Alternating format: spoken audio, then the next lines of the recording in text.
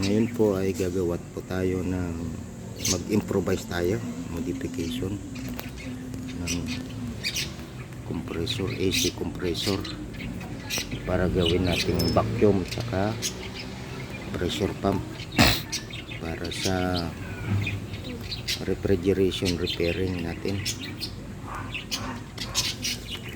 Ayan, ito po yan po ang compressor. Kinuha ko yan sa isang rep na sira. Okay pa naman yung compressor. Ayan, gagawin po natin. Kailangan po natin ay compressor, tube cutter, clearing tools. Ayan. Kailangan natin ang gas torque. Ayan. Mayroon ng butin kasama.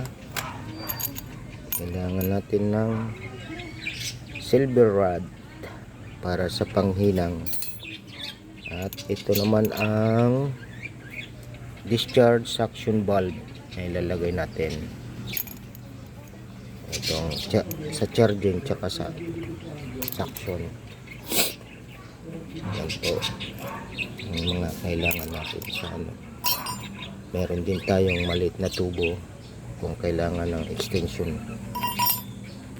Yan po. Atin mo nang ipopos at mamaya pagkatapos itutuloy natin. Maraming salamat.